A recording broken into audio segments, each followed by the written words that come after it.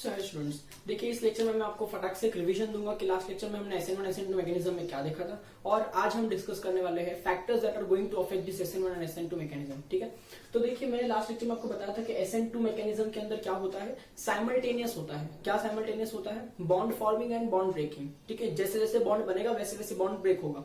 इसको बोलते हैं simultaneous bond forming and bond making. अब देखिए अगर मैं आपसे SN2 का बात करता हूँ, उम्मीद करता हूँ कि आपने रिवाइज तो किया ही होगा, तो क्विक एक रिवीजन देख लेते फटाफट। तो देखिए SIT ऐसा लिखा हुआ है, S यानी नंबर ऑफ स्टेप्स, I यानी इंटरमीडिएट्स एंड T यानी ट्रांजिशन स्टेट्स। तो ध्यान रखिएगा SN2 के ऊपर ये जो 2 लिखा हुआ है इसका मतलब क्या होता है? 2 का मतलब होता है बायोमॉलिक्यूलर, या फिर हम कह सकते हैं जिसका ऑर्डर क्या होता है 2, यानी ऐसा रिएक्शन जिसके रेट दोनों ही चीजों पे डिपेंड करेगी, दोनों ही सबस्ट्रेट पे डिपेंड करेगी। ठीक है, यानी ये वाला और ये वाला दोनों पे ही जब रेट डिपेंड करता है तो इसको बोलते हैं सेकेंड ऑर्डर काइनेटिक्स रिएक्शन। ठीक है, और इसके लिए यहाँ पर 2 लिखा गया है और 2 की वजह से हम इसको बायोमॉलिक्यूलर रिएक्शन भी कह सकते हैं। ठीक है, और SIT मतलब स्टेप्स। तो ध्यान रखिएगा SN2 होता है वो साइमल्टेनियस रिएक्शन है, यानी एक ही स्टेप में होने वाला है। तो नंबर ऑफ स्टेप्स कितने आने वाले हैं? तो मैं लिख देता हूँ नंबर ऑफ स्टेप्स 1 आने वाले हैं। अब मैंने आपको सिखाया था कि जितने नंबर ऑफ स्टेप्स होते हैं उतने चेंजेस आते हैं, उतने ही ट्रांजिशन स्टेट आते हैं। तो देखिए एक स्टेप है ना, तो एक ही ट्रांजिशन स्टेट हमारे पास में बन रहा होगा। ठीक है, और हम जानते हैं कि नंबर ऑफ स्टेप्स -1 करेंगे तो आपको नंबर ऑफ इंटरमीडिएट्स मिलते हैं। तो देखिए 1 - 1 करेंगे तो इंटरमीडिएट्स कितने मिल रहे हैं? 0, यानी यहाँ पर कोई भी इंटरमीडिएट स्पीसीज आपको मिलने वाली नहीं है। ठीक है, उम्मीद करता हूँ ये पॉइंट समझ में आ रहा है। तो याद रखिए 101। ठीक है, SN2 होगा ना तो 101 याद रखिए। 101 का मतलब एक स्टेप, 0 इंटरमीडिएट, एक ट्रांजिशन स्टेट। ठीक है, ये आपको लिख कर नहीं बताना है कहीं एग्जाम में, ये तो मैं आपको याद रखवा सकूं कि स्टेप्स कितने हैं, ट्रांजिशन स्टेट कितने हैं। इंपॉर्टेंट क्वेश्चन है ना MCQ के, तो ये आपको याद रह जाए इसलिए मैं ऐसा टिक बना करके लिख रहा हूँ। ठीक है, अब देखिए इसका एग्जाम्पल देख लेते हैं। हम लोग ने लिया था मिथाइल ब्रोमाइड, उसमें अल्कोहल एक्वियस KOH या फिर एक्वियस NaOH या फिर मॉइस्ट सिल्वर ऑक्साइड डाल के हम ये रिएक्शन कर रहे हैं। एक्वियस मीडियम का होना बहुत जरूरी है। ठीक है, अब देखिए यहाँ पर साइमल्टेनियस बॉन्ड फॉर्मेशन के लिए क्या OH- कभी सामने से अटैक करेगा? नहीं, front side attack is never possible because static repulsion भी होगा और स्टेरिक रिपल्शन भी होगा। तो अब हम क्या करेंगे, इस OH- को बैक साइड से अटैक करवाएंगे। तो ये OH- है ना जाएगा और बैक साइड से अटैक करेगा। पर सवाल ये है क्या बैक साइड से अटैक कर पाएगा? तो आप देख सकते हैं कि यहाँ पर हाइड्रोजन हाइड्रोजन हाइड्रोजन, अब हाइड्रोजन जो होता है उसका इलेक्ट्रॉन क्लाउड जो होता है वो बहुत छोटू सा होता है। देखिए बहुत छोटू सा क्लाउड है। तो ये हाइड्रोजन हाइड्रोजन हाइड्रोजन का जो छोटू छोटू क्लाउड है ना, उसको ये फटाक से धक्का मार के साइड में कर देगा। बिकॉज ब्रो ये जो OH- है इसका तो बहुत ही बड़ा इलेक्ट्रॉन क्लाउड होता है। तो OH- पीछे से अटैक करेगा, उसको अटैक करने से डर लगने वाला नहीं है। तो जैसे ही ये बैक साइड अटैक करेगा तो क्या होगा, पीछे से बॉन्ड फॉर्मेशन शुरू होगा और आगे से कार्बन ब्रोमीन बॉन्ड ब्रेकिंग शुरू होगा। तो यहाँ पर हमको एक ट्रांजिशन स्टेट मिलता है। जी हाँ, क्या मिलता है हमको? एक ट्रांजिशन स्टेट। तो लेट मी राइट T.S। इसके अंदर क्या होता है, जो कार्बन होता है उसके पास 3 हाइड्रोजन जो पहले से थे वो सारे एक ही प्लेन में आ जाते हैं और तीनों के बीच में एंगल होगा 120 डिग्रीज। ठीक है, और साथ में ही यहाँ पर कार्बन हल्का सा पेंटावैलेंट बॉन्ड बनाता है, हल्का सा, पूरा बॉन्ड नहीं है, ऐसा बता सकते हैं कि डॉट डॉट डॉट बॉन्ड है। यहाँ से ब्रोमीन का बॉन्ड ब्रेक हो रहा है और यहाँ से OH का बॉन्ड फॉर्म हो रहा है। यहाँ पर ब्रोमीन -½ चार्ज शेयर कर रहा है, OH- ½ चार्ज शेयर कर रहा है। तो यहाँ पर क्या है, अच्छी तरह से नेगेटिव चार्ज जो है वो डिलोकलाइज या फिर सेपरेट हो रहा है, या फिर हम ऐसा कहेंगे कि अच्छी तरह से यहाँ पर सिमेट्री मिल रही है चार्जेस को। ठीक है, तो इस तरह से ये बन रहा है। OH और ब्रोमीन का बॉन्ड जो होता है वो परपेंडिकुलर होता है ये प्लेनार स्ट्रक्चर से। उम्मीद करता हूँ ये पॉइंट आपको समझ में आ रहा है। ठीक है, अब उसके बाद में क्या होगा कि पूरी तरह से ब्रोमीन निकल जाएगा और OH आ जाएगा। अब चूंकि OH ने पीछे से अटैक किया है तो इसका जो कॉन्फ़िगरेशन होगा वो 100% चेंज हो जाएगा, इन्वर्जन हो जाएगा। तो जो आपको अभी ऐसा दिख रहा है वो उसका आपको मिरर इमेज टाइप दिखाई देगा। तो देखिए यहाँ पर जो कंपाउंड बनेगा उसमें कैसा होगा कि देखिए OH ने क्या किया है, यहाँ से अटैक किया है तो यहाँ बॉन्ड बन रहा है OH का। ठीक है, अब यहाँ पर जो ये वाला H था, ठीक है, वो कुछ इस तरह से दिखाई देगा और ये जो डैश डैश डैश डैश था ये कुछ इस तरह से। तो आप देख सकते हैं दोनों ही एक दूसरे का ऑलमोस्ट मिरर इमेज टाइप आ रहा है। इसको बोलते हैं इन्वर्जन ऑफ कॉन्फ़िगरेशन या फिर 100% इन्वर्जन, या फिर इसे ऐसा भी कहा जाता है कि यहाँ पर वॉल्टन इन्वर्जन देखा जा रहा है। ठीक है, उम्मीद करता हूँ कि ये रिएक्शन जो है आपको समझ में आ रहा है। This is called SN2 reaction. ठीक है, अब मैंने आपको SN2 का एनर्जी प्रोफाइल डायग्राम भी बताया था पर SN1 का नहीं बताया था। ठीक है, दैट वो मैं मिस कर गया था, कोई बात नहीं, मैं अभी सिखा दूंगा आपको।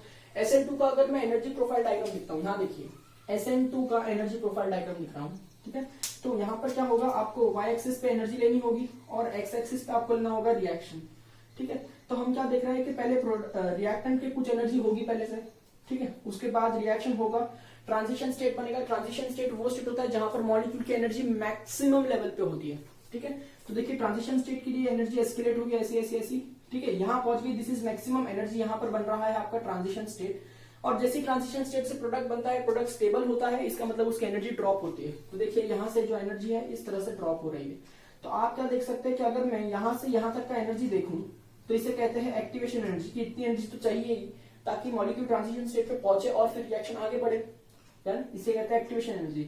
अगर मैं देखता हूं ये वाली एनर्जी तो इसे कहते हैं एनर्जी ऑफ रिएक्टेंट।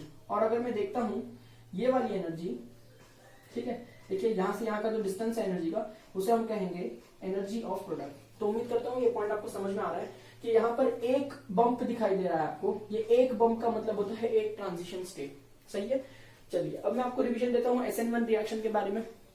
उसके पहले एक बार स्टीरियोकेमिस्ट्री की भी बात कर लेते हैं। देखिए ये तो ऑप्टिकली एक्टिव कंपाउंड है ही नहीं, ठीक है, तो अब इसके अंदर हम स्टीरियोकेमिस्ट्री देखेंगे तो कुछ मतलब ही नहीं होगा, क्योंकि अगर ये कंपाउंड ऑप्टिकली इनएक्टिव है तो ये वाला कंपाउंड भी ऑप्टिकली इनएक्टिव ही होगा, ठीक है। तो यहाँ पर स्टीरियोकेमिस्ट्री का कोई ज्यादा रोल नहीं है। पर अगर मैंने यहाँ ऑप्टिकली एक्टिव कंपाउंड लिया होता तो उसके अंदर कायरल कार्बन होता, ऑब्वियसली, करेक्ट है। तो उसका यहाँ पर क्या बनता है ना, एग्जैक्टली इन्वर्टेड कॉन्फ़िगरेशन बनता, ठीक है। इसका मतलब क्या, अगर यहाँ पर डेक्स्ट्रोरोटेटरी कंपाउंड लिया होता तो यहाँ पर लिवोरोटेटरी कंपाउंड मिलता, ठीक है। इसका मतलब 100% इन्वर्जन इज ऑब्जर्व्ड, ठीक है।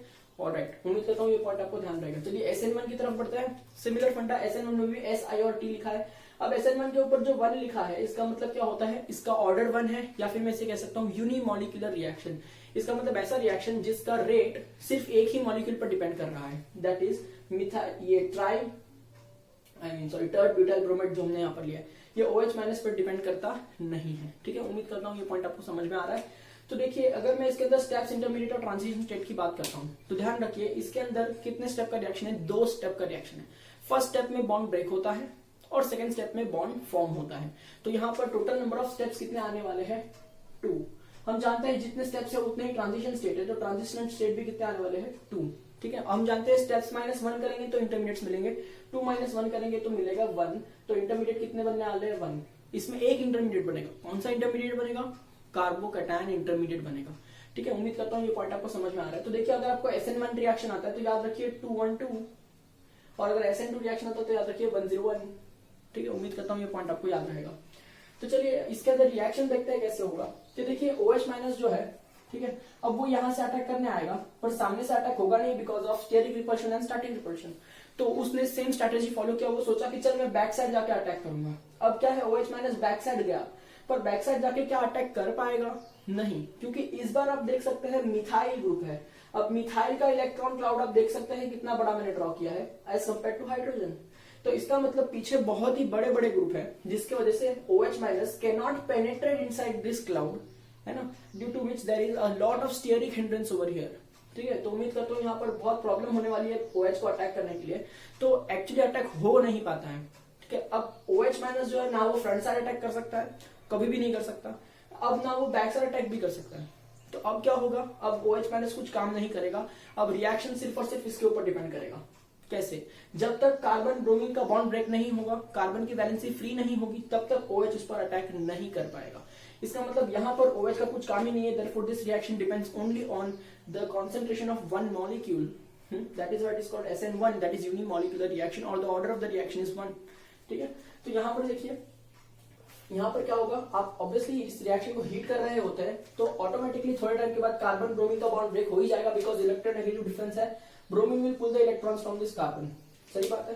तो आपको जो है यहाँ पर क्या मिल जाएगा, देखिए आपको कुछ इस तरह से स्ट्रक्चर मिलेगा कि कार्बन है, ठीक, यहाँ CH3 ग्रुप, ये वाला CH3 ग्रुप और ये वाला CH3 ग्रुप, तीनों एक ही प्लेन में आ गए, क्योंकि यहाँ पर बनने वाला है कार्बोकैटायन जिसका हाइब्रिडेशन स्टेट होता है sp2 और वो एक प्लेनार स्ट्रक्चर होता है, सही बात है। तो इसके बाद में ये जो यहाँ पर कंपाउंड बन रहा है इसे मैं कहूंगा टर्ड ब्यूटाइल कार्बोकैटायन, ठीक है। हाँ, वो तो डिपेंड करता है आपका मॉलिक्यूल क्या है उसके हिसाब से नाम आएगा, बट कार्बोकैटायन हम बोल ही सकते हैं, ठीक है, ये बन रहा है। अब देखिए, आप देख सकते हैं कि OH माइनस जो है ना अब अटैक करने के लिए पॉसिबल है, क्योंकि यहाँ पर पॉजिटिव चार्ज है ना, ठीक है, और ये जो ग्रुप्स है वो सारे एक ही प्लेन में है, इसका मतलब ये OH है वो फ्रंट साइड अटैक भी कर सकता है और अब वो बैक साइड अटैक भी कर सकता है, उसको कहीं से भी कोई भी स्टेरिक रिपल्शन मिलने वाला नहीं है। यहाँ पर आप देख सकते हैं जो बॉन्ड्स थे वो आगे पीछे थे, इसकी वजह से उसको बराबर स्टेरिक इंडेक्स मिल रहा था। लेकिन जब तीनों ही ये मॉलिक्यूल का क्लाउड अभी भी बड़ा बड़ा ही रहेगा, नो डाउट, ठीक है, लेकिन यहाँ पर क्या होगा कि ये तीनों एक ही प्लेन में है, it is a shape of triangle, ठीक है। तो ये जो है वो इस तरह से अटैक कर सकता है फ्रॉम अबव द बोर्ड, और ये जो है वो पीछे से भी अटैक कर सकता है, that is from below the board, correct. तो यहाँ पर front side and back side both the attacks are possible right now after the formation of carbocation. तो देखिए अगर मैं बात करता हूँ आपसे फ्रंट साइड अटैक की, तो फ्रंट साइड अटैक होगा तो कॉन्फिगरेशन चेंज नहीं होगा, क्योंकि जहां से बॉन्ड बन रहा है वहीं से, सॉरी जहां से बॉन्ड ब्रेक हो रहा है वहीं से बॉन्ड फॉर्म हो रहा है, तो कॉन्फिगरेशन विल नॉट चेंज। तो इसका मतलब ये जो है ना, जो पहले ऐसा दिख रहा था ना, वो अभी भी ना बेटा ऐसा ही दिखाई देगा, ठीक है, बस Br हट जाएगा, उसके जगह क्या आ जाएगा OH, ऑलराइट। और अगर ये जो है कौन सा प्रोडक्ट है फटाफट बताओ, फ्रंट साइड अटैक वाला प्रोडक्ट है, ठीक है। चलिए अगर मैं बात करता हूँ आपसे बैक साइड अटैक की, तो आप जानते हैं पिछली टाइम में हमने बैक साइड अटैक किया था, कॉन्फिगरेशन चेंज हो जाता है, ठीक है। तो देखिए इसका कॉन्फिगरेशन चेंज होकर क्या बनेगा कि ये CH तो एज इट इज रहेगा, ठीक है, ये कुछ इस तरह से हो जाएगा, ठीक है, करेक्ट। और जो OH है वो पीछे वाले साइड से अटैक कर रहा है तो इधर आएगा, तो इस तरह से ये बनाएगा बैक साइड अटैक वाला प्रोडक्ट। तो इस रिएक्शन के दौरान क्या होता है, दोनों ही अटैक पॉसिबल है और दोनों ही प्रोबेबिलिटी 50% होती है, इसलिए you will gate 2 different products, ठीक है, ये वाला और ये वाला, ठीक है। उसमें से एक जो है वो दूसरे का non super imposable mirror image दिख रहा है, इसका मतलब आपको यहाँ पर एनेंशियोमर्स मिलेंगे, और अगर एक डेक्स्ट्रो है तो ऑब्वियसली दूसरा क्या होगा, लिवो। लेकिन दोनों अगर 50% मिल रहे हैं हम लोग को, इसका मतलब क्या, यहाँ पर रेसिमाइजेशन हो जाएगा, बिकॉज डेक्स्ट्रो वाला लिवो का पावर कैंसिल करेगा और लिवो वाला डेक्स्ट्रो का पावर कैंसिल करेगा। इसका मतलब the total compound obtained here will be optically inactive. हाँ, अगर आप फ्यूचर लाइफ में कभी भी इन दोनों कंपाउंड्स को रिजॉल्व करते हैं, रिजॉल्व यानी इसको अलग करके निकालते हैं और इसको अलग करके निकालते हैं, ठीक है, सेपरेट कर सकते हैं, तो वो अपने अपनी प्रॉपर्टीज बताएगा, वो अलग है। लेकिन दोनों अगर एक साथ एक ही पिक्चर में प्रेजेंट है और 50-50% कॉन्सेंट्रेशन है, इसका मतलब लाइट को वो कहीं पे भी टर्न नहीं कर पाएंगे, they will externally compensate each other, ऐसा वर्ड मैंने यूज किया था। तो उम्मीद करता हूँ ये पॉइंट आपको दिमाग में बैठ रहा है। अब आप देख सकते हैं कि ये जो टर्बिटल ब्रोमाइड मैंने लिया है, ये एक ऑप्टिकली इनएक्टिव कंपाउंड है, बिकॉज इसमें कोई कायरल कार्बन नहीं है, ठीक है। तो क्या ये कोई ऑप्टिकल एक्टिविटी बता रहा है, नहीं। तो यहाँ पर आपको जो 2 प्रोडक्ट्स मिल रहे हैं, क्या वो भी ऑप्टिकल एक्टिविटी बताएंगे, नहीं, पक्का। अगर ये दोनों ऑप्टिकल एक्टिविटी बता ही नहीं रहे हैं तो ये दोनों कंपाउंड सेम है ना। देखिए मैंने आपसे क्या कहा था कि एनेंशियोमर्स की प्रॉपर्टी क्या होती है कि दोनों कंपाउंड जो होता है एनेंशियोमर्स के, वो ऑप्टिकली एक्टिव होते हैं, ठीक है। बस इतना ही फर्क होता है कि एक का डेक्स्ट्रो रोटेशन होता है और एक का लिवो रोटेशन होता है, बाकी सारी चीजें सेम है। अब देखिए ये कंपाउंड ऑप्टिकली एक्टिव है ही नहीं, ये कंपाउंड ऑप्टिकली एक्टिव है ही नहीं, ठीक है। तो यहाँ पर ऑप्टिकल एक्टिविटी की बात होगी ही नहीं, तो मैं एनेंशियोमर्स डिफाइन करके क्या ही करूंगा। देखिए यहाँ पर दोनों ही एक दूसरे के non super imposable mirror image है, मैं एग्री करता हूं, लेकिन दोनों ही ऑप्टिकल एक्टिविटी नहीं बता रहे हैं, ठीक है। तो यहाँ पर एक ही कंपाउंड मिलता है जब हम ऑप्टिकली इनएक्टिव सबस्ट्रेट लेते हैं, ठीक है, because you can not distinguish between them, alright. हाँ, अगर आप यहाँ पर ऑप्टिकली एक्टिव सबस्ट्रेट लेते तो यहाँ पर 2 डिफरेंट प्रोडक्ट्स मिलते जिनका ऑपोजिट रोटेशन होता, पर दोनों 50% मिलते, इसलिए रेसिमाइजेशन का प्रोसेस होता, ठीक है। उम्मीद करता हूँ कि चीजें मैं आपको अच्छे से समझा पा रहा हूँ, ठीक है। और चलिए अब मैं इसका आपको एनर्जी प्रोफाइल डायग्राम इसका भी बता देता हूँ, SN1 का। तो देखिए सिमिलर मैनर में मैंने एक y एक्सिस ड्रॉ किया, एक x एक्सिस ड्रॉ किया, ठीक है। अब y एक्सिस पे मैं क्या लूंगा, एनर्जी लूंगा, ठीक है, और x एक्सिस पे मैं रिएक्शन लूंगा या रिएक्शन मॉलिक्यूल लूंगा या रिएक्शन कोऑर्डिनेट्स लूंगा। अब यहाँ पर देखिए मैं देखता हूँ कि जो रिएक्टेंट है उसकी खुद की कुछ एनर्जी होती है, इसलिए यहाँ से स्टार्ट कर रहा हूँ, 0 से स्टार्ट नहीं करते हैं हम लोग, ठीक है। अब देखेंगे जैसे ही सबसे पहले एनर्जी का फ्लक्चुएशन कहाँ आएगा, जहां पर ट्रांजिशंस हो रहा है, चेंजेस हो रहे हैं, क्योंकि वहीं पर क्या होता है एनर्जी का स्टेट सबसे ज्यादा होता है। तो पहला ट्रांजिशन क्या है, कार्बन ब्रोमीन बॉन्ड ब्रेकिंग। यहाँ पर एनर्जी बहुत हाई हो जाएगी, क्योंकि इतनी हाई एनर्जी होगी तभी तो बॉन्ड ब्रेक होगा। आपको पता है ना, bond breaking is an endothermic process, that means energy will rise in the reaction, तो you will get first bump over here, ठीक है, this is the maximum energy level. Once you get carbocation, ठीक है, यहां पर क्या हो रहा है, कार्बन ब्रोमीन का बॉन्ड ब्रेक हो रहा है, इसलिए ऐसा बता रहा हूं, सही बात है। अब जैसे ही कार्बोकैटायन बन गया, carbocation is a very stable species here. देखिए आप देख सकते हैं मिथाइल का इंडक्टिव इफेक्ट है, मिथाइल का इंडक्टिव इफेक्ट है, मिथाइल का इंडक्टिव इफेक्ट। तो यहाँ पर कार्बोकैटायन एक स्टेबल स्पीसीज है, स्टेबल स्पीसीज है तो उसकी एनर्जी क्या हो जाती है, लेस हो जाती है। तो ये जो बम्प है इट विल फॉल डाउन, ठीक है। तो अभी जैसे ही यहाँ पर ये गिरा, उसके बाद में क्या होगा, OH उस पर अटैक करेगा। तो जब OH अटैक करेगा तो देयर इज बॉन्ड फॉर्मेशन, ठीक है, देयर इज बॉन्ड फॉर्मेशन। ठीक है, तो वहां पर भी चेंज आ रहा है, तो एनर्जी स्टेट फिर से राइज हो जाएगा बहुत ज्यादा, क्योंकि बॉन्ड यहाँ पर अटैक कर रहा है ना, ये OH अटैक कर रहा है, तो अटैक करेगा ना, तो यहाँ पर फिर से एक एनर्जी स्टेट ऐसा राइज होगा। ठीक है, और फिर जैसे ही प्रोडक्ट्स बन जाएंगे एनर्जी पूरी तरह से डिक्रीज हो जाएगी, बिकॉज प्रोडक्ट्स आर स्टेबल। ठीक है, तो आप देख सकते हैं SN1 के अंदर यू विल गेट 2 बम्प्स। ठीक है, यहाँ पर एक बम्प मिला, इसलिए मैं कहता हूं एक ही ट्रांजिशन स्टेट है। यहाँ पर 2 बम्प मिल रहे हैं, इसलिए मैं कहूंगा कि यहाँ पर 2 ट्रांजिशन स्टेट है, बिकॉज बम्प का मतलब राइज एनर्जी, और राइज एनर्जी तब होती है जब ट्रांजिशन स्टेट आता है। तो सही कह रहा हूं ना मैं, ट्रांजिशन स्टेट हमको पता है 2 आने वाले, तो 2 ऐसे बम्प दिखने ही चाहिए। This is experimental evidence of this reaction, क्योंकि मैंने जो डिस्कस किया वो थियोरी है। मैं आपको बोल रहा हूं कि ये पीछे से अटैक कर रहा है, आपको दिखेगा थोड़ी रियल लाइफ के अंदर बीकर में कि ये पीछे से अटैक कर रहा है। तो this is all theory that how reaction takes place, but my theory is correct, I can prove it. ठीक है, by this energy profile diagrams that I obtain experimentally while I do the reaction. ठीक है, after doing the reaction experimentally I am getting such plotting points that I can draw this graph, and from this graph I can confirm that my theory is correct. ठीक है, this is how mechanisms work, this is how we define chemistry. ठीक है, we understand the theory, we apply it, and we check whether the theory is getting the same result as the practical or the experimental funda. Alright, I hope you can understand all this part. तो चलिए discussion कर लेते हैं कि यहाँ से यहाँ की जो एनर्जी होगी उसे कहूंगा मैं एनर्जी ऑफ रिएक्टेंट। सही बात है, और यहाँ पर देखिए अगर मैं कहूंगा इसे, तो इसे कहूंगा फर्स्ट ट्रांजिशन स्टेट एनर्जी, इसे कहूंगा सेकंड ट्रांजिशन स्टेट एनर्जी। ठीक है, या फिर activation energy 1 for bond breaking, activation energy 2 for bond forming, ऐसा भी कहते हैं। ठीक है, और यहाँ पर देखिए आप देख सकते हैं this is energy of product, तो इसे मैं कहूंगा एक्टिवेशन एनर्जी 1, इसे मैं कहूंगा एक्टिवेशन एनर्जी 2। तो चलिए यहाँ पर मैंने अच्छी तरह से फिर से पूरा रिवाइज करवा दिया आपको SN1 और SN2 का कंसेप्ट। तो देखिए ऐसे कौन से फैक्टर्स है जो इस रिएक्शन को अफेक्ट करेंगे, उस पर हमको बात करनी है। तो देखिए यहीं से मैं आपको एक पॉइंट सिखाता हूँ। सबसे पहला देख, ऐसा कौन सा अफेक्ट है, ऐसे कौन सी चीज है जो अफेक्ट करेगी। 3 चीजें हैं। ठीक है, कौन सी 3 चीजें? सबसे पहले आप सबस्ट्रेट क्या ले रहे हैं, आप सबस्ट्रेट क्या ले रहे हैं। सबस्ट्रेट चेंज करोगे ना तो ऑब्वियसली मैकेनिज्म के अंदर फर्क आने वाला है, ग्राफ के अंदर फर्क आने वाला है। सही है कि नहीं? इसका मतलब first factor that is going to affect SN1 and SN2 is the type of substrate. Hold it. What will be the second factor? Your attacking reagent OH minus, and इधर क्या है OH minus. ठीक है, ये एक basic molecule है, OH minus is a base. ठीक है, तो इसका नेगेटिव चार्ज यानी ये न्यूक्लियोफाइल है कि नहीं, तो इसका नेगेटिव चार्ज का टेंडेंसी कितना है, इसका अटैक करने का टेंडेंसी कितना है। ठीक है, क्योंकि अगर मैंने OH माइनस लिया है तो अभी आप देख रहे हैं, पर इसके जगह मैं Cn माइनस भी तो लिख सकता था, क्योंकि न्यूक्लियोफाइल हम लोग तो न्यूक्लियोफिलिक रिएक्शन कर रहे हैं ना। अब रिएक्शन को थोड़ी मालूम है कि OH आ रहा है कि Cn माइनस आ रहा है, उसको तो मालूम है कुछ नेगेटिव आ रहा है।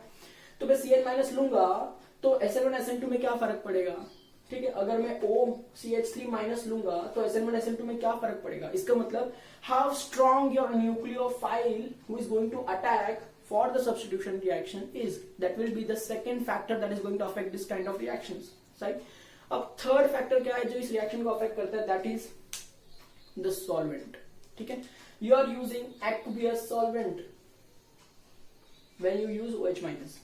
If I change this solvent, what will happen? ठीक है, these are the 3 factors that are discussed in your textbook. See, there are a lot of factors that I can discuss, but I have to stick to the syllabus that is given, that is having 3 factors that are going to affect this reactions. ठीक है, तो चलिए आपको तीनों factors को एक एक करके डिस्कस करते हैं। सबसे पहला फैक्टर क्या था कि यहाँ पर देखिए ये सबस्ट्रेट आप क्या ले रहे हैं। अब देखिए यहाँ पर ये जो सबस्ट्रेट है, यहाँ पर जो कार्बन आपको दिख रहा है ये 1 डिग्री। ठीक है, और यहाँ पर आपको जो कार्बन दिख रहा है, ठीक है, वो 3 डिग्री है।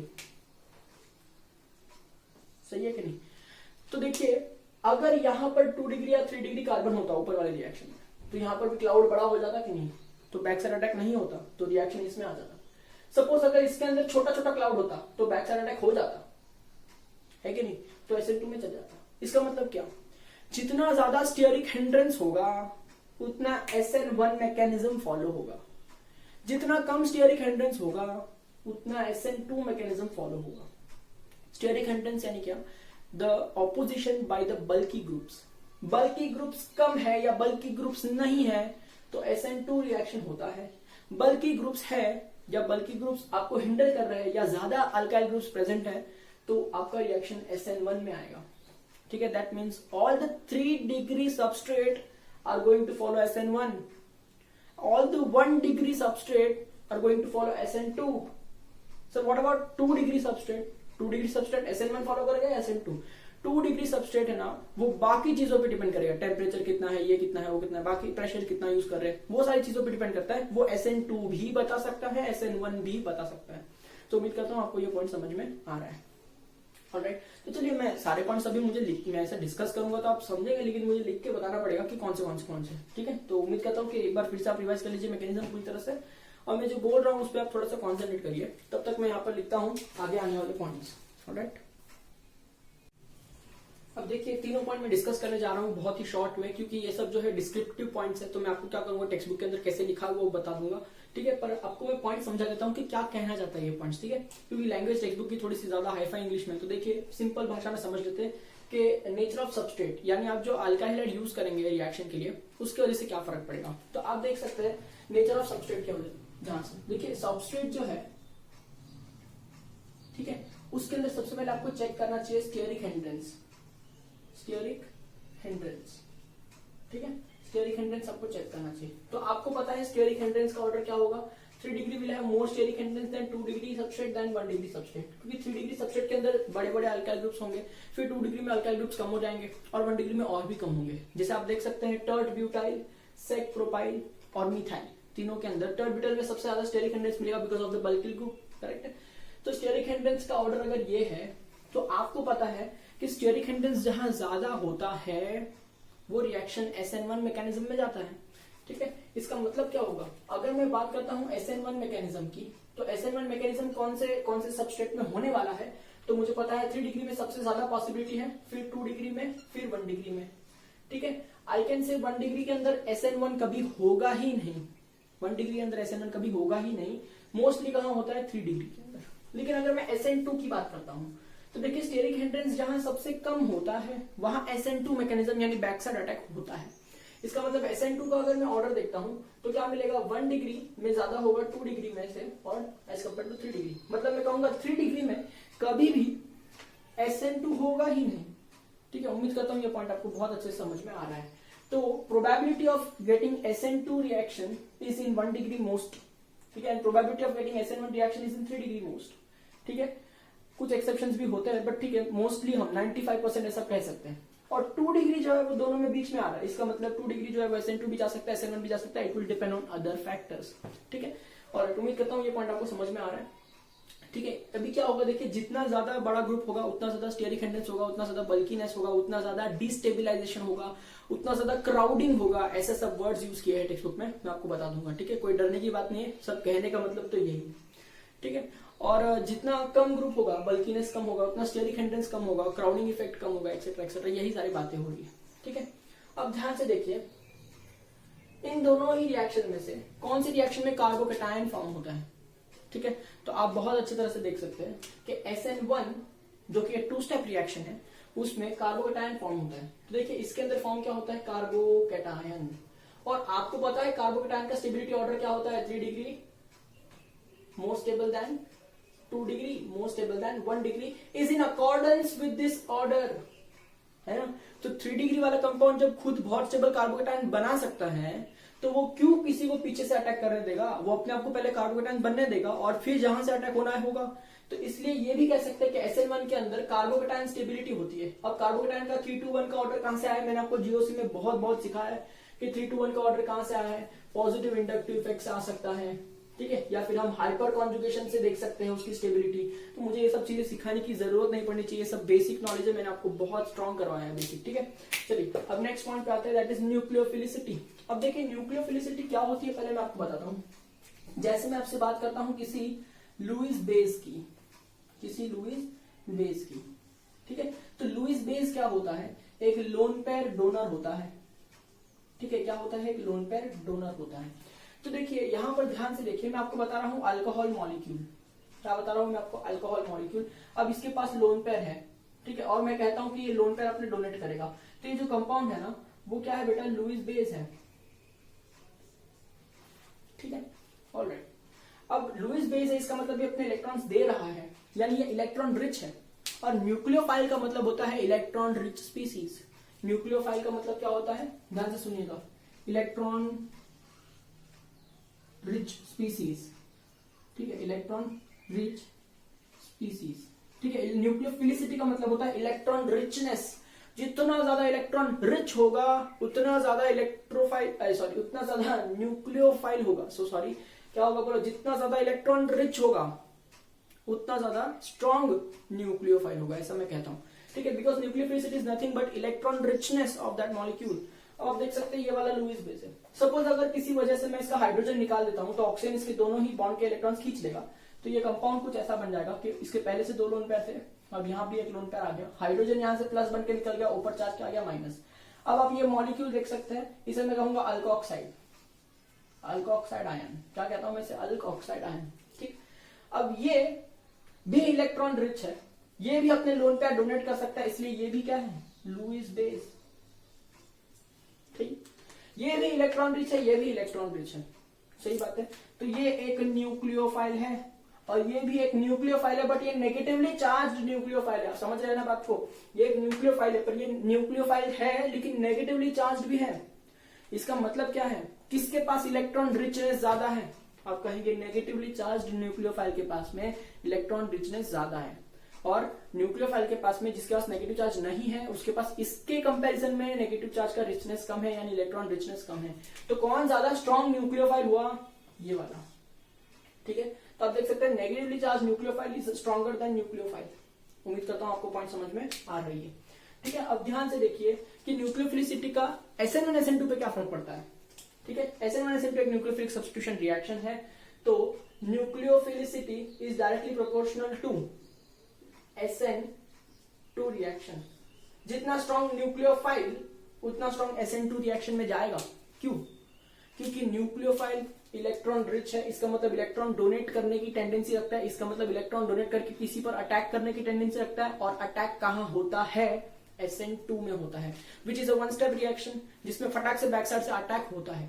सर SN1 में अटैक नहीं होता है क्या, SN1 में पहले बॉन्ड ब्रेक होता है, कार्बोकेटायन बनता है, वो आराम करता है, और फिर उसके बाद में OH माइनस अटैक करने आता है।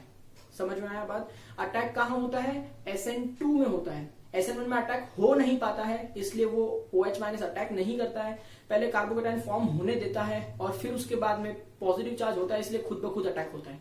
बाकी अटैक होगा ऐसा सिर्फ SN2 में पॉसिबल है। उम्मीद करता हूं आप समझ रहे हैं मेरी बात को, ठीक है। तो न्यूक्लियोफाइल जितना स्ट्रांग होगा उतना स्ट्रांगली अटैक करने में आसानी होगी, इसलिए SN2 रिएक्शन होगा। तो SN2 reaction is favoured by a strong nucleophile and SN1 reaction is favored by a weak nucleophile. I hope you all can imagine this, ठीक है। चलिए सॉल्वेंट के बारे में बात कर लेते हैं कि सॉल्वेंट का क्या फर्क पड़ता है। अब देखिए सीधी बात है कि अगर आप SN1 मैकेनिज्म करेंगे, ठीक है, आपको इसके अंदर कार्बोकेटायन मिलेगा, क्या मिलेगा, कार्बोकेटायन, ठीक है। तो अगर देखिए आप यहां पर यूज करेंगे पोलार प्रोटोइक सॉल्वेंट, क्या यूज करेंगे, पोलार प्रोटोइक सॉल्वेंट। अब ये सिर्फ बड़ा सा वर्ड है, मतलब इतना आसान है कि पूछो मत। पोलार का मतलब क्या होता है, पॉजिटिव नेगेटिव चार्ज का सेपरेशन होना चाहिए, ठीक है, यानी इलेक्ट्रोनेगेटिव डिफरेंस होना चाहिए। प्रोटोइक मतलब हाइड्रोजन होना चाहिए, इसका मतलब HOH, देख OH नेगेटिव है, H पॉजिटिव है और इसमें प्रोटॉन है, सही। तो इसको कहते हैं पोलार प्रोटोइक सॉल्वेंट। वाटर एक पोलार प्रोटोइक सॉल्वेंट है, जैसे कि मैं HCl ले लूं तो Cl माइनस H प्लस, सही है, और इसमें प्रोटॉन भी है, तो ये भी एक पोलार प्रोटोइक सॉल्वेंट है। H2SO4 ये भी एक पोलार प्रोटोइक सॉल्वेंट है। तो जब भी आप लाइफ में एक पोलार प्रोटोइक सॉल्वेंट यूज करते हैं ना, तब कार्बोकेटायन को एक्स्ट्रा स्टेबिलाईजेशन मिलता है। ऐसा क्यों है, क्योंकि देखना अगर मैं पोलार रिएजेंट यूज कर रहा हूं, ठीक है, जैसे वाटर यूज कर रहा हूं H प्लस OH माइनस, सही है, तो देखिए कार्बोकेटायन है ना, तो OH माइनस हल्का हल्का इससे बॉन्ड बनाने की ट्राई कर, बॉन्ड बनाएगा नहीं, बॉन्ड बनाने की ट्राई करेगा, उसको दिलासा देगा कि भाई तू अकेला नहीं है, मैं हूं तेरे साथ में। तो ये कैसा है, पॉजिटिव चार्ज की तरफ अपना अट्रैक्शन बताएगा। इसके जैसे अगर सॉल्वेंट है तो बहुत सारा होगा ना बेटा, तो वाटर मॉलिक्यूल ऐसा, तो देखिए ये भी इंटरेक्शन बताएगा। ऐसे बहुत सारे वाटर मॉलिक्यूल क्या है ना, इसको ऐसा ऐसा घेर लेंगे, उसकी वजह से क्या होगा, इसको थोड़ा अच्छा लगेगा कि हाँ भाई मेरे साथ में कोई है, मैं पॉजिटिव हूं तो कोई नेगेटिव जो है मेरे साथ में स्टेबिलाईजेशन इफेक्ट बता रहा है। इसे कहते हैं सॉल्वेशन इफेक्ट। क्या कहते हैं इसे, solvation effect, that there is stabilization of positive charge by negatively charged species और नेगेटिवली चार्ज सॉल्वेंट मॉलिक्यूल्स, ठीक है, तो इसे कहते हैं सॉल्वेशन इफेक्ट। तो देखिए SN1 मैकेनिज्म को पोलार प्रोटोइक सॉल्वेंट की बहुत जरूरत होती है, क्योंकि उसमें कार्बोकेटायन बनता है। SN2 में क्या होगा? SN2 में कोई कार्बोकेटायन बनता है? नहीं। क्या उसको कोई पोलर प्रोटोइक सॉल्वेंट की जरूरत है? नहीं। तो वहां पर क्या चलेगा? पोलर नॉन प्रोटोइक सॉल्वेंट चलेगा, या फिर नॉन पोलर सॉल्वेंट लेंगे तो भी कोई ज्यादा फर्क पड़ने वाला नहीं है। तो यही सब पॉइंट जो है मैंने अभी डिस्कस किए हैं। अभी ये बड़े बड़े पैराग्राफ में लिख करके दिया आपके टेक्स्ट बुक में, तो मैं आपको इसका फोटो भेज दूंगा, आप एक बार उसको पढ़ लीजिए। आपके पास टेक्स्ट बुक है, आप वहां से भी उसको पढ़ सकते हैं। बट समझाने की जो बातें थी मैंने कर ली है। क्वेश्चन कभी कभी ऐसे आते हैं, discuss the factors affecting SN1 and SN2। ठीक है, तो आपको तीनों ही पॉइंट लिखने होंगे, उसके अंदर आपको जो कंटेंट है वो भी लिखना होगा। अब आप ऐसा लिख के आएंगे एग्जाम में तो आपको 0 मार्क देंगे। ठीक है, ये तो क्या समझाने की बात है, लेकिन आप लिखेंगे कैसे? आप किसी टारगेट वाली बुक होंगी उसमें से देख सकते हैं, ठीक है, कि कैसे उसका आंसर लिखा गया है, या फिर आपकी टेक्स्ट बुक तो है ही। तो आपको क्या लिखने आएगा कि पैराग्राफ कैसे लिखना है, कैसे डिस्कस करनी है पॉइंट्स को, ठीक है, पॉइंट वाइज कैसे लिखना है, ये सारी नॉलेज आपको टारगेट से मिलेगी। आप टारगेट की बुक से लिखिए। बट अगर आपको समझना है फंडा क्या है, वो तो मैंने आपको समझा ही दिया है। अब आप टारगेट से पढ़ेंगे तो आपको और ही अच्छे से समझ में आ जाएगा। ठीक है, क्योंकि अभी मैं वही सारी चीजें उसी भाषा में यहाँ पर लिखूंगा, आप उसको अपने नोटबुक में लिखेंगे। उससे अच्छा आप डायरेक्ट टारगेट से ही पढ़ लीजिए ना। ठीक है, तो उम्मीद करता हूँ कि ये पॉइंट आपको समझ में आ रहे हैं, डिस्कशन आपको समझ में आ रहा है। Learn this point from target. ठीक है, ये आपको 5 बार लिखना है तो लिख लीजिए, लेकिन लर्न करना बहुत जरूरी, क्योंकि इस पे क्वेश्चन आते ही आते हैं। ठीक है, दैट्स ऑल। चलिए आगे बढ़ते हैं। तो देखिए कुछ पॉइंट्स जो है मुझे इससे रिलेटेड डिस्कस करने हैं आपसे, तो मैं आपको बताता हूँ कि देखिए अगर हम इन सभी अल्काइल को देखें जो इस बॉक्स में मैंने लिखे हुए हैं, और हमको इनमें पहचानना है कि कौन सा जो है वो SN1 से जाएगा, कौन सा जो है वो SN2 से जाएगा। तो देख सकते हैं आप यहाँ पर, क्या हमको पता है कि ये 1 डिग्री है, ठीक है, और ये 1 डिग्री है, तो ये किससे जाएगा? SN2 से जाएगा। ये कौन सा डिग्री है? 1 डिग्री है, तो ये भी किससे जाएगा? SN2 से जाएगा। ये देखिए ये भी 1 डिग्री है, तो ये किससे जाएगा? SN2 से जाएगा। सही है, और इसी तरह से हम आगे भी देखेंगे तो आप मुझे बता सकते हैं कि किसमें जाएगा रिएक्शन। तो देखिए यहाँ पर ये वाला जो कंपाउंड है, एक्चुअली ये 2 डिग्री अल्काइल हाइड्राइड है, तो अब ये 2 डिग्री है, तो ये SN1 से भी जा सकता है, SN2 से भी जा सकता है। तो यहाँ पर जो है सॉल्वेशन इफेक्ट देखेंगे, या फिर प्रेशर टेम्परेचर का इफेक्ट देखेंगे एक्सेट्रा। तो यहाँ पर हम एक्जैक्टली बोल नहीं सकते कि SN1 से जाएगा SN2 से, प्रोबेबिलिटी दोनों से जाने की है। ठीक है, अब देखिए ये वाला जो कंपाउंड आपको देख रहा है, ये 1 डिग्री है, ठीक है, इसके पास बल्कि ग्रुप है, लेकिन है तो ये 1 डिग्री ना, तो हम सिर्फ इसी कार्बन के ऊपर इफेक्ट देखते हैं, इसलिए ये भी जो है वो कहां से जाएगा? SN2 से जाएगा। ठीक है, चलिए अब ये वाला मॉलिक्यूल आप देख सकते हैं, ये 3 डिग्री मॉलिक्यूल है, 3 डिग्री मॉलिक्यूल है, तो ये किससे जाएगा? SN1 से जाएगा, बिकॉज 3 डिग्री में कार्बोकेटायन बनता है जो भी बहुत ज्यादा स्टेबल होता है SN1 मैकेनिज्म से। तो उम्मीद करता हूँ कि ये पॉइंट्स आपको समझ में आ रहा है। ठीक है, अब एक पॉइंट और मैं डिस्कस करना चाहूंगा कि देखिए methyl chloride, methyl bromide, methyl iodide, ये 3 कंपाउंड लिए हैं। अब तीनों के तीनों देखिए आप 1 डिग्री है, तो तीनों के तीनों जो है वो SN2 से जाने वाले हैं, ये मेरे को पता है। ठीक है, I know that these 3 molecules are going to go from SN2 mechanism. ठीक है, now what I want to ask is, out of this 3 substrate, which substrate will give you fast reaction, or which substrate reacts fast with the given nucleophile? Correct. तो अब यहाँ पर क्या होगा कि देख सकते हैं तीनों जाने वाला SN2 से है, लेकिन कौन तीनों में से सबसे फास्ट बताएगा रिएक्शन? तो मैं कहूंगा methyl iodide, then methyl bromide, then methyl chloride, क्योंकि न्यूक्लियोफिलिक सब्स्टिट्यूशन में न्यूक्लियोफाइल का जाना और न्यूक्लियोफाइल का आना होता है। तो जाने वाला न्यूक्लियोफाइल जितना जल्दी जाएगा, उतना जल्दी आने वाला न्यूक्लियोफाइल, यानी उतना जल्दी रिएक्शन होने वाला है। इसका मतलब आपको पहचान होता है कि लीविंग ग्रुप जो है वो कौन आसानी से जा सकता है। तो हम जानते हैं आयोडीन का साइज बहुत बड़ा है, तो वो बहुत ही बेटर लीविंग ग्रुप है। तो यहाँ से आयोडीन का रिमूव होना is more stable, I mean more labile, या फिर मोर रिएक्टिव, ऐसा हम कहेंगे, then bromine, then fluorine. That is why methyl chloride will go faster by SN2, then methyl bromide by SN2, then methyl chloride by SN2। ठीक है, उम्मीद करता हूँ ये पॉइंट आपको समझ में आएगा।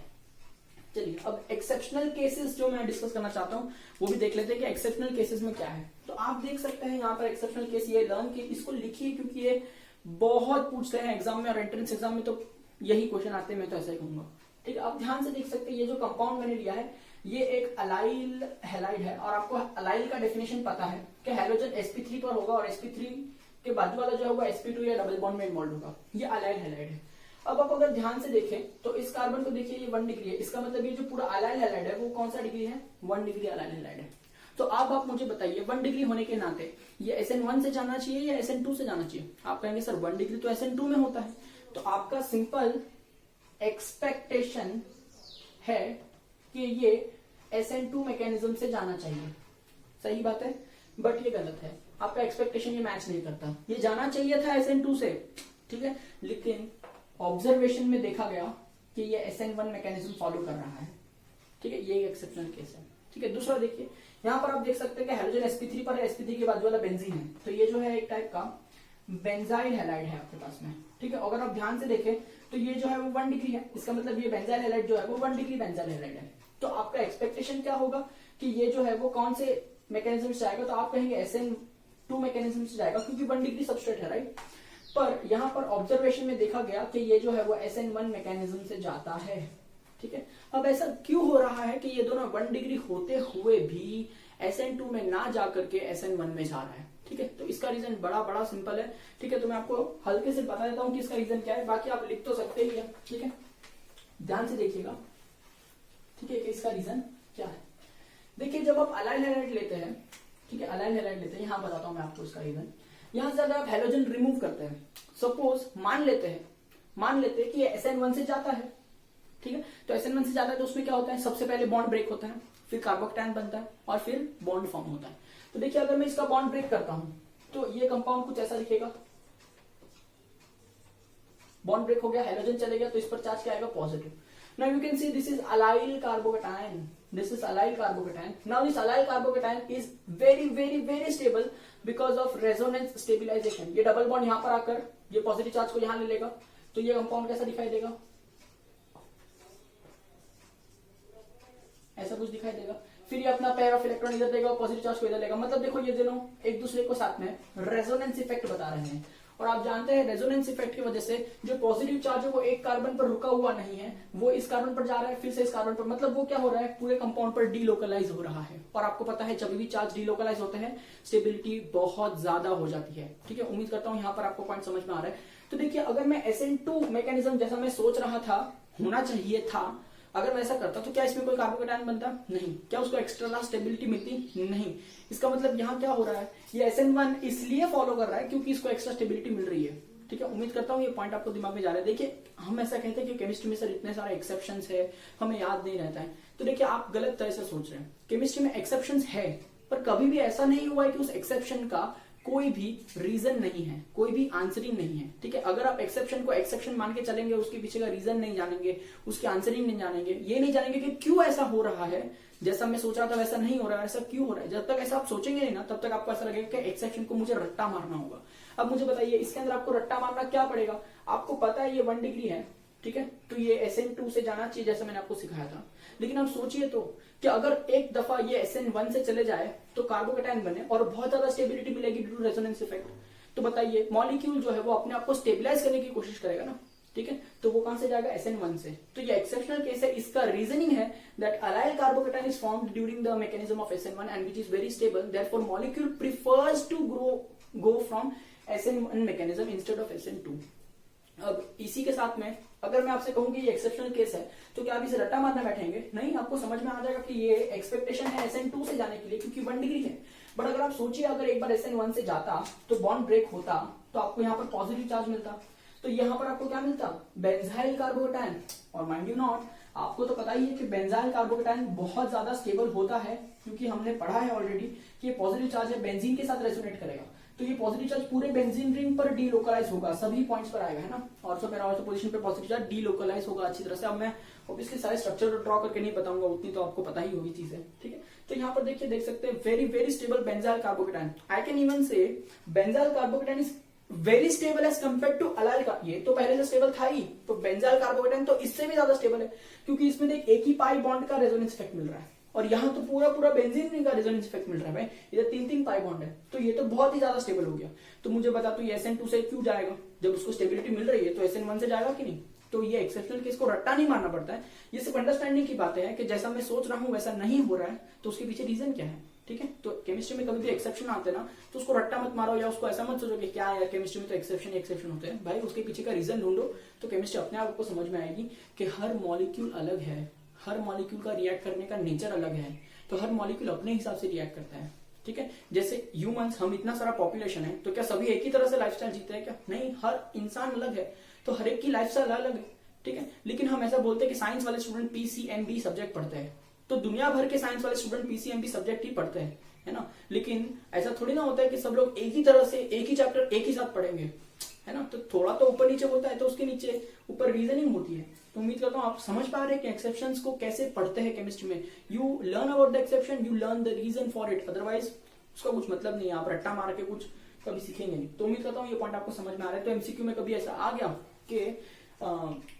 Allyl halide undergoes which mechanism, SN1, SN2, SN1 और SN2 और नन ऑफ द अबव, तो आप क्या मार्क करेंगे, SN1, ठीक है। Even though it is 1 degree, you will answer SN1 because you know this exception has a carboid and stability, alright। तो उम्मीद करता हूँ ये पॉइंट समझ में आएगा, और इसके जैसे और भी बहुत क्वेश्चंस मैं बना सकता हूँ, ठीक है। तो वो आप अभी समझ ही गए हैं कि क्या फंडा है, तो मुझे एक्स्ट्रा डिटेल में जाने की जरूरत नहीं है, ठीक है। तो चलिए यहाँ पर हमने इस समय कंप्लीट कर लिया है पूरी तरह से अपना बिगेस्ट फंडा of this chapter, that is substitution of nucleophilic और उसका मैकेनिज्म, ठीक है। तो चलिए यहाँ पर हमने अब तक क्या सीखा था कि इस चैप्टर में हमने अल्काइल हैलाइड्स को कैसे प्रिपेयर किया, ठीक है। फिर हमने उसकी फिजिकल प्रॉपर्टीज देखी, फिर हमने उसकी केमिकल प्रॉपर्टीज देखी, और केमिकल प्रॉपर्टीज सभी कंप्लीट करते हुए मैंने एसएन का मैकेनिज्म भी आपको सिखा दिया। अब एक ही टॉपिक बाकी है इस चैप्टर के अंदर, वो क्या है, chemical properties of aromatic halides, ठीक है। देखिए method of preparation of aromatic halide मैंने किया था, लेकिन केमिकल प्रॉपर्टी नहीं थी क्योंकि उनकी केमिकल प्रॉपर्टीज थोड़ी अलग है। तो अब आने वाले सभी लेक्चर्स में हम पढ़ेंगे chemical properties of aryl halide, ठीक है, या फिर एरोमेटिक हैलाइड जिसे हम कहते हैं, ठीक है। तो stay tuned, that's all for today's lecture, alright. तो देखिए स्टूडेंट्स, मुझे पता है कि ये लेक्चर थोड़ा सा छोटा है, ताकि मैं आपको टाइम दे सकूँ इसके अंदर, ठीक है। तो आपको लिखना होगा factors affecting the SN1 and SN2 mechanism which is given in your textbook page number 222, page number 223 and page number 224। तो देखिए आपको यहाँ से शुरू करना है नेचर ऑफ सबस्ट्रेट, आप इसको पढ़ना शुरू कर दीजिए एक एक करके, ठीक है। इसको पढ़िए अच्छे से। ये देखिए आपको ये जो बॉक्स दिख रहा है ना यहाँ पे, ये ड्रॉ करने की जरूरत नहीं है, सिर्फ आपको समझ लेना है। और मैंने ये सारे पॉइंट बताई है कि कैसे क्राउडिंग इफेक्ट, डिस्टेबिलाइजेशन वगैरह होती है, ठीक है। तो ये आपको लिखने की कोई ज़रूरत नहीं है, बस आप खाली इसका थियोरी जो है यहाँ पर लिखा हुआ है, इसको एक बार पढ़ लीजिए। आपके ओन वर्ड में लिखेंगे तो भी चलेगा, हाँ, until and unless your own words are correct, ठीक है। तो इस तरह से यहाँ पर आप इसको लिखिएगा, ठीक है। जैसे आप अगले वाले पेज पर अगर देखेंगे, पेज नंबर 224 पे भी, ठीक है, तो आप देख सकते हैं न्यूक्लियोफिलिसिटी डिस्कस किया है, सॉल्वेंट पोलैरिटी डिस्कस किया, एक्सेट्रा। अब ये जो पॉइंट यहाँ पे दिया है डिड यू नो वाला, अब ये न्यूक्लियोफिलिसिटी जब हम डिटेल में पढ़ते हैं ना, तो उसके अंदर ये सारे पॉइंट्स डिस्कस करते हैं। ये इन्फॉर्मेशन के लिए है, आप लर्न करेंगे तो अच्छी बात है। आपको एंट्रेंसेस में कभी क्वेश्चन आ जाएंगे तो आप सॉल्व कर पाएंगे, बट दैट इज़ फाइन। ये लर्न करने की ये कोई पूछने नहीं वाला है आपको, ये जो ग्रीन बॉक्स है ना, ये कोई पूछेगा नहीं, लेकिन आपको पता होनी चाहिए। तो एक बार देख लीजिए इसको, और सारे पॉइंट्स आप अच्छी तरह से लिखिए। तो जैसे मैंने डिस्कस किया था, दो exceptional cases, primary allylic halide और बेंजाइलिक हैलाइड का, 1 डिग्री अलाइलिक हैलाइड और बेंजाइलिक हैलाइड का, तो वो भी यहाँ पर एक क्वेश्चन में दिया है, देखिए, ठीक है। और इसमें वही रीज़न सिखाया है जो मैंने बताया है। तो इसमें आप देख सकते हैं कि किस तरह से उन्होंने सभी स्ट्रक्चर्स बना करके बताए हैं रेजोनेटिंग वाले, ऑलराइट। तो ये सब सिर्फ समझने की बातें हैं, ठीक है। ये वाले क्वेश्चंस भी आप देख लीजिएगा, बड़ी अच्छे से सारी चीज़ें सॉल्व हो जाएगी, ठीक है। अब इसी के साथ में मैं आपको एक अटैच्ड असाइनमेंट भी देने वाला हूँ, ठीक है। तो ये अटैच्ड असाइनमेंट में क्या करना है, यहाँ पर मैंने पुराने जो कंसेप्ट हमने सीखे हैं उस पर क्वेश्चंस डाले हुए हैं। तो अभी आप क्या करेंगे, इसको यहाँ तक पहले लिख लीजिए, नोट्स अच्छे से प्रिपेयर कर लीजिए। फिर आप क्या करिए, अच्छे से 15-20 मिनट आप पूरे चैप्टर को अब तक रिवाइज कर लीजिए अच्छे से। उम्मीद करता हूँ आपको सारी चीज़ें लर्न ही होंगी, बट एक बार देख लीजिए। अब मैं आपको एक असाइनमेंट दूंगा PDF, ठीक है। वो असाइनमेंट आपको सॉल्व करना है बिना देखे, ठीक है। और ये बहुत ही सिंसियरली आपको सॉल्व करना है, ताकि आपको अब तक जो भी सिखाया है उसकी सारी रिवीजन मिले। और फिर नेक्स्ट लेक्चर में हम देखेंगे एरोमेटिक हैलाइड्स का, और ये चैप्टर ऑलमोस्ट कंप्लीट करने की कोशिश करेंगे, ऑलराइट।